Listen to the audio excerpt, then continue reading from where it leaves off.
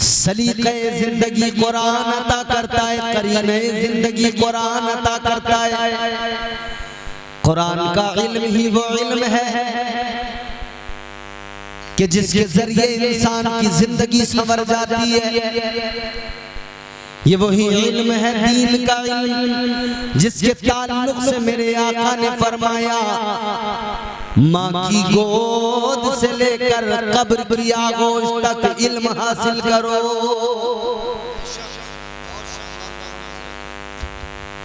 हम तो बस इतना सोचते हैं कि भाई हम तो बड़े हो गए, हम नहीं पढ़ सके, बच्चों को पढ़ाएंगे। अच्छा बड़े हो गए तो आप क्यों नहीं पढ़ सकते? का सब जबान नहीं पलट, बचपन में पलट जाती है। बचपन में पढ़ लेते तो पलट जाती, अब पढ़ेंगे नहीं पलटेगी। तुमसे एक सवाल है मेरा,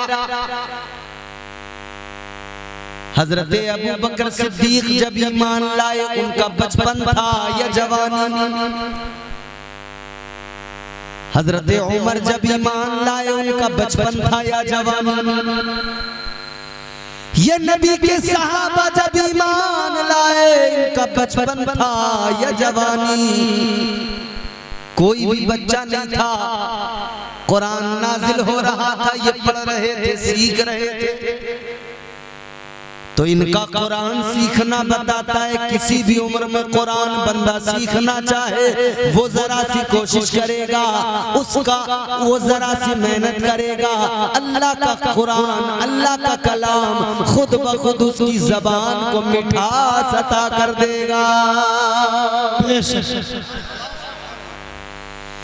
उम्र चाहे जो भी हो, कुरान सीखने की कोशिश करो, कुरान पढ़ने की कोशिश करो। कुरान में हर शय का खुला बयान।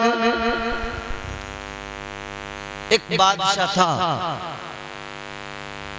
काफिर था, एक आंख से काना था। दोनों आंखें न हो तो आदमी अंधा होता है, अंधा कहते हैं उसको। एक आंख न हो तो उसको कहते हैं काना। वो बादशाह था, एक आंख से काना। एक अल्लाह वाले उसके दरबार में बैठे थे, काफिर था, तो वो कहने लगा उस कलंदर से कि आप कहते हो कुरान में हर शय का खुला बयान है, क्या ये सच है? अल्लाह के वली ने फरमाया हाँ बिल्कुल सच है। अच्छा एक बात बताओ, जब तुम्हारे कुरान में हर शय का खुला बयान है तो ये बताओ कुरान में मेरा बयान कहाँ पर है, मेरा जिक्र कहाँ पर है? अब अल्लाह के वली ने सोचा इसे कैसे समझाऊं कि कुरान का अंदाज़े तकल्लुम है क्या, कुरान की फसाहत और बलागत है क्या, किस तरह कुरान तमाम कायनात के राज खोलता है और उलूम जाहिर होते हैं। आपने सोचा अगर इसको मैं वैसे समझाने लगा इसकी समझ में आएगा? ये तो बस यही कहेगा मेरा नाम लिखाओ, इसकी समझ में बात आएगी? ये तो कहेगा मेरा नाम लिखाओ, कहाँ है मेरा जिक्र? तो अल्लाह वाले ने फिर इससे कहा कि हाँ भाई तेरा भी जिक्र है कुरान में, तेरा नाम भी है। अच्छा कहाँ है, दिखाओ जरा। अल्लाह वाले ने फरमाया कुरान में तेरा जिक्र मौजूद है। कहाँ पर है? आपने पढ़कर सुनाया, वकाना मिनल काफिरीन। आप फरमाने लगे तेरा जिक्र ये है, ये देख कुरान कह रहा है वो जो काना है वो काफिरों में है। फरमाया ले ये है, तू काना है ना, देख कुरान ने तुझे काना कहा। मगर अजीजों कुरान में हर शय का खुला बयान है, कुरान खुद कह रहा है। आगे फरमाया हुदम व रहमतम व बुशरा लिल मुस्लिमीन। कुरान हिदायत है, कुरान बशारत है और कुरान रहमत भी है किसके लिए? लिल मुस्लिमीन, मुसलमानों। यही तकरीर शुरू करके हम बस यही खत्म कर देंगे। कुरान हिदायत है, कुरान बशारत है, कुरान रहमत है। किसके लिए? मोमिनों के लिए। फरमाया गया कुरान मजीद में, वनुनज़्ज़िलु मिनल कुरानि मा हुवा शिफ़ाउन व रहमतुल लिल मुमिनीन। ये वो कुरान परवरदिगार का कलाम है। अल्लाह ने फरमाया इसमें शिफा है। ये जो नाजिल किया गया है ना कलाम, फरमाया ये शिफा है। किसके लिए? ये शिफा भी है, रहमत भी है। किसके लिए?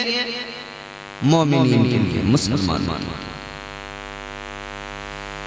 अब ईमान वालों, मुसलमानों, एक बात जरा ईमानदारी से बताओ। कुरान खुद कह रहा है अल्लाह का कलाम है, कुरान मुसलमानों के लिए है। कुरान रहमत भी मोमिन के लिए, कुरान बरकत भी मोमिन के लिए, कुरान बशारत भी मोमिन के लिए, कुरान हिदायत भी मोमिन के लिए। ऐ मुसलमान, कुरान तेरे लिए। तूने क्या समझ लिया? किसी और के लिए थोड़ी है। तू कुरान नहीं पढ़ेगा तो कौन पढ़ेगा? क्या ब्राह्मण लोग पढ़ेंगे? तू कुरान नहीं पढ़ेगा तो क्या ये बनिए पढ़ेंगे? क्या ये त्यागी पटेल पढ़ेंगे? ये तो नहीं पढ़ेंगे। कुरान तो तेरे लिए आया मुसलमान, तू कुरान पढ़ने को तैयार नहीं। तूने उधर कुरान को ताकों में सजाया, इधर दुनिया ने तेरा हाल खराब कर दिया। क्योंकि तुम्हारे मेरे आका ने फरमाया दीन का इल्म हासिल करना जरूरी है। आका ने फरमाया तलबुल इल्मी फरीदतुन अला कुल्ली मुस्लिमिन व मुस्लिमा। अल्लाह ताला के प्यारे महबूब ने फरमाया इल्म दीन हासिल करना हर मुसलमान मोमिन, हर मोमिन मुसलमान मर्द औरत पर फर्ज है। क्या है? जोर से बोलो। इल्म दीन हासिल करना फर्ज है। फर्ज वो जिसको अदा करना जरूरी। इल्म हासिल करना फर्ज था, मगर मुसलमान तूने इल्म से तू दूर होता चला गया। मुसलमान तूने जिहालत को अपना लिया है। मुसलमान इस जिहालत ने तुझे रुसवा कर दिया, इस जिहालत ने तुझे बर्बाद कर दिया, इस लाइल्मी ने तुझे जलील कर दिया। आज मुसलमान की जिल्लत का सबब अगर कोई मुझसे मालूम करे तो मुसलमान के पसमानदगी का सबब दौलत का ना होना नहीं, मुसलमान का कारोबार अच्छे नहीं है, इस वजह से मुसलमान पीछे नहीं है, मुसलमान के पास पैसा नहीं है, ये वजह नहीं मुसलमान के पीछे होने की। याद रखना वो लोग जो अरब के लोग थे जो मुसलमान हुए 1400 साल पहले, जिन्होंने इस्लाम का परचम दुनिया पे लहराया, बताओ उनके पास में कितनी दौलतें थी? वो भी तो गरीब लोग थे, वो बकरियां चराने वाले थे, वो ऊंट चराने वाले लोग थे जो इस्लाम का परचम लेके निकले थे। लेकिन उनके पास में भले ही मालदारी थी या न थी, कारोबार थे या न थे, एक चीज थी, उनके पास अल्लाह की किताब कुरान था। उन्होंने कुरान को दिल में बसाया था। जिधर जाते थे कुरान की तिलावत करते थे, जिधर जाते थे अल्लाह का कलाम पढ़ते थे।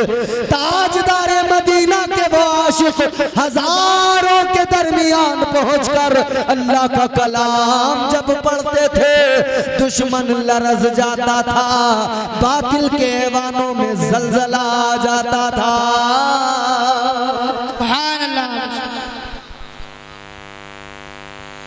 वो लाखों के दरमियान अकेले जाके कुरान पढ़ते थे।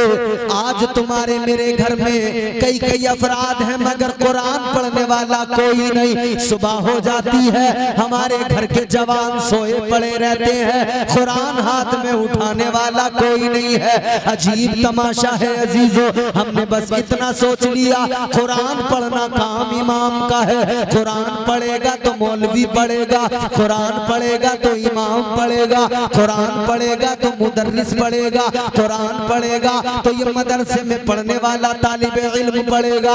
आपने हमने सोच लिया अब हमें पढ़ने की जरूरत क्या है, हमारे मदरसे में पढ़ा जा रहा है, रोज बच्चे पढ़ तो रहे हैं कुरान।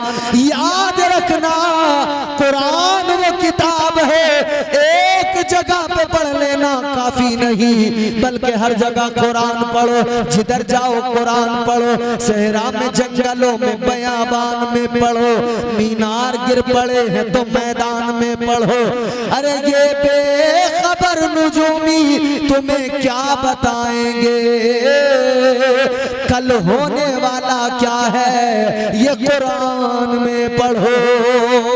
नारे तकबीर, नारे रिसालत, मसलके आला हजरत उलमाए अहले सुन्नत हजरत अल्लामा मौलाना कारी इम्तियाज बरकाती साहब क़िबला। नारे तकबीर, नारे रिसालत। हमारे घरों में कलाकार पैदा होने लगे, हमारे घरों में सिंगर पैदा होने लगे, हमारे घरों में डांसर पैदा होने लगे, हमारे घरों में एक्टर पैदा होने लगे। ऐ मेरे अजीजों, अपने घरों में ये डांसर कलाकार पैदा न करो, अपने घरों में वही सलाहुद्दीन अय्यूबी जैसे इस्लाम के बहादुर मुजाहिद पैदा करो।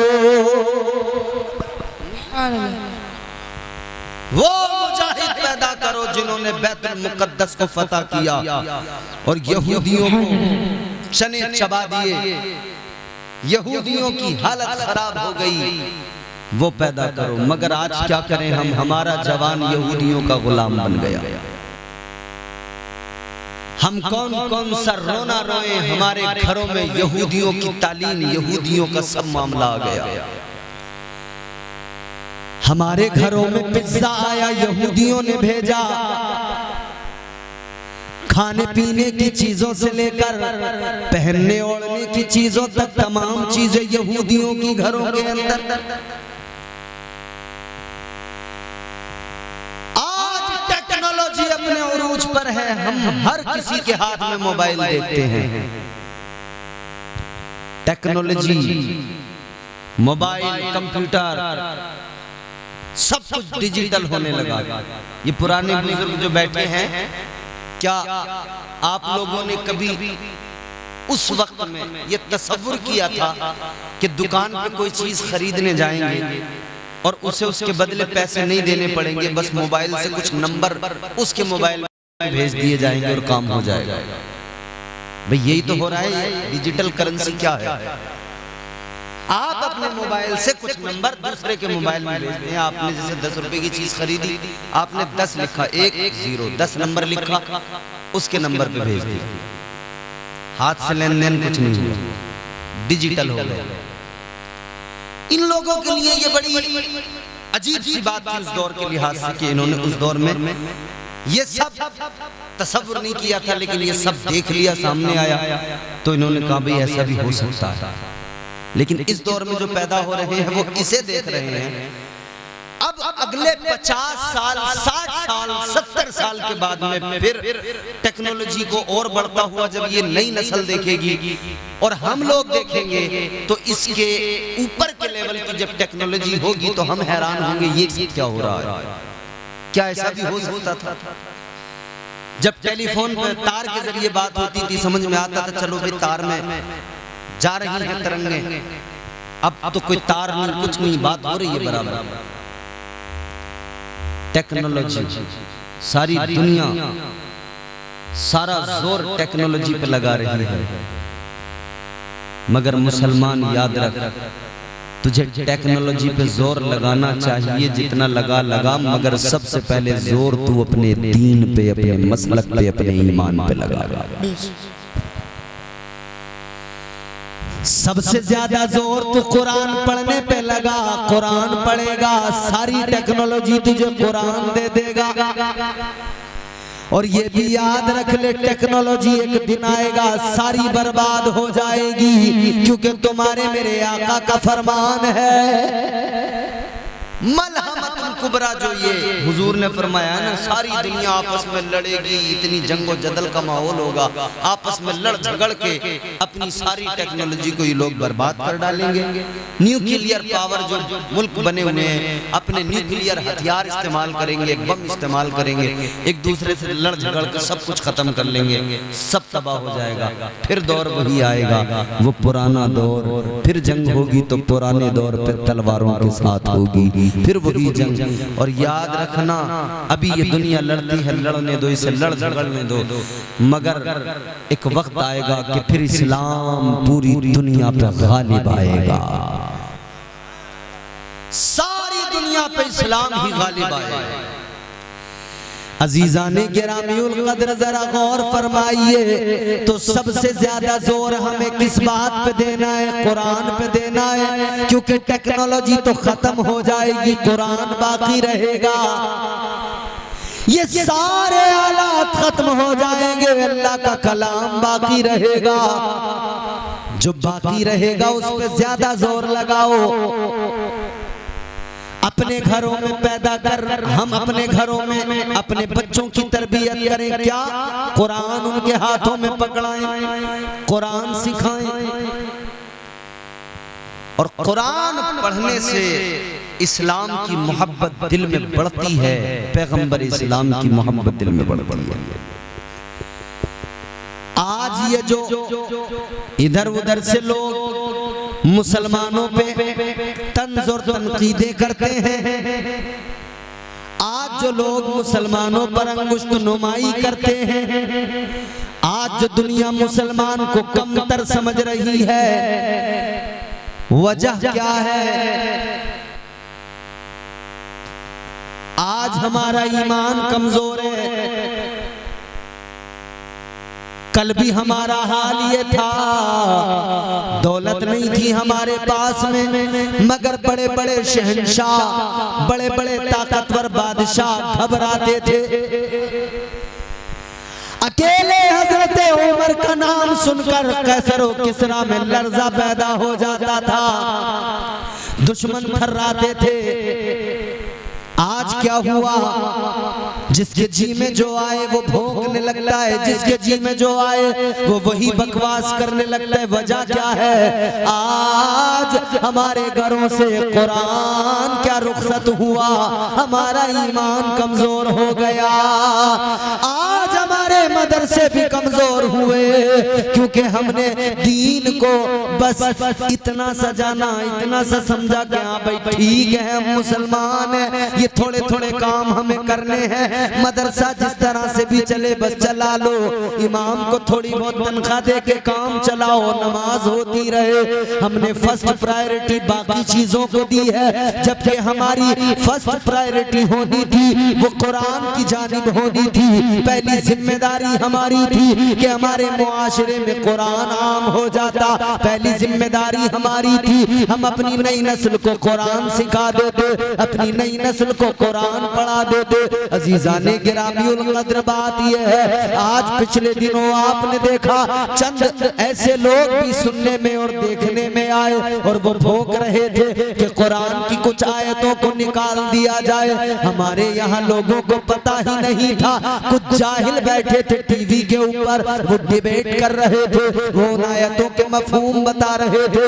ऐ लोगों, अगर हमने कुरान को पहली पोजीशन पे रखा होता, है तो सही ज़बानी तौर पे कहने के लिए, मगर पढ़ते हैं बस किसी के मरने में, किसी के 40वें में, किसी के 10वें। अगर वाकई हम कुरान से मोहब्बत करने वाले होते, हर मौके पे कुरान की तिलावत कर रहे होते तो जाहिल लोग टीवी पे बैठकर कुरान के बारे में डिबेट न करते। हर घर से एक बच्चा निकलता, हर घर से जवान निकलता, हर घर से बूढ़ा निकल के कहता और तुम्हारी औकात नहीं है कि तुम कुरान को बदल सको, क्योंकि मुसलमान कुरान को पढ़ना भी जानता है, समझना भी जानता है। मुसलमान को किसी ऐरे गैरे से कुरान समझने की जरूरत नहीं है। ये कुरान तो मुसलमान को ताजदारे मदीना ने अता किया है, अल्लाह का कलाम हमें मिला है। हमें फख्र करना चाहिए, अपनी किस्मत पे नाज करना चाहिए। अजीजाने गिरामीउल कद्र, वही कुरान मदरसों में पढ़ाया जाता है, उसी कुरान की तालीम आका ने मक्के के अंदर दी है। हजरत खदीजतुल कुबरा ने उसी कुरान की तालीम के लिए अपने घर को मदरसा बना दिया। हजरत खदीजा ने अपने घर को मदरसा बना दिया और हम लोग मदरसे चलाने वाले फिर भी सलीके से मदरसों का ख्याल नहीं रख पाते। हमारी जिम्मेदारी बनती है कि हम मदरसों का ख्याल करें। और मदरसों का ख्याल करना सिर्फ ये नहीं है कि बाहर के 10-20 बच्चे आ जाएं और वो पढ़ते रहें, हम उन्हें यतीम समझते रहें। कभी कभार हम उन्हें कोई दावत खिला दें, कभी कभार हम उन्हें यतीम गरीब समझ के कुछ मदद कर दें। मैं अपनी कौम को आज ये बात कह रहा हूं, खुदा के लिए अपने मदरसों को यतीम खाना मत बनने दो। अरे तुमने देखा नहीं है, ईसाई अपने स्कूल चलाते हैं सेंट मैरी के नाम से और भी कई नामों से। उन स्कूलों के अंदर जो सिलेबस है, इंग्लिश मीडियम का सिलेबस, वो सिलेबस पढ़ाते हुए उस सिलेबस के अंदर उनकी मजहबी तालीम भी शामिल है। तो वो अपने स्कूल चलाएं तो उनके स्कूल हमें बड़े आलीशान नजर आए। हम अपने बच्चों को उनके स्कूलों में दाखिल करें कि हमारा बच्चा यहां जाएगा तो मॉडर्न बन जाएगा। तो क्यों आखिर हम अपने मदरसों को उसके कंपैरिजन में नहीं देखते, उस स्कूल के मुकाबले में क्यों नहीं लाते कि जो ये स्कूल बना के ईसाई लाया है, हम इससे भी बेहतर अपने मदरसे को बनाकर दुनिया के सामने पेश करें। हमारा मदरसा वो होगा कि उसके अंदर कुरान भी पढ़ा जाएगा, कुरान से निकलने वाले साइंस के पहलुओं पर भी गौर की जाएगी। क्यों हम ये फिक्र नहीं करते? हमने बस इतना सोच लिया कि मदरसा है, इसे यतीम खाना समझ लिया जाए। अपने मदरसों को खुदा के लिए यतीम खाना मत बनने दो। मैं कहता हूं मदरसे चलाने वालों, अगर कोई गरीब का बच्चा है तो फ्री में पढ़ा दो, मगर मालदार के बच्चे से आप फीस लेके पढ़ाओ। ऐसे मदरसे बनाओ, ऐसा सिस्टम बनाओ ताकि तुम्हें चंदे के लिए दर दर हाथ ना फैलाना पड़े कि मदरसे में साहब बच्चों का खाना है, उसका भी खर्च है, साहब कुछ ज़कात दे दीजिए, मदरसे में पढ़ाने वालों की तनख्वाह सेल ली जानी है, उसका भी खर्च है।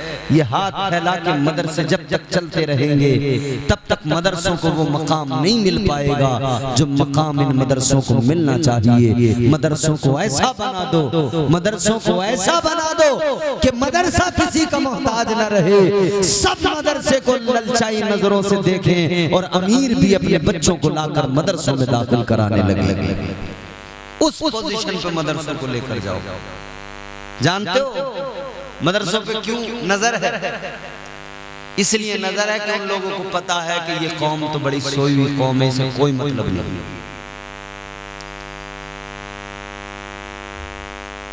हर तरह से आज मुसलमान को निशाना बनाया जा रहा है।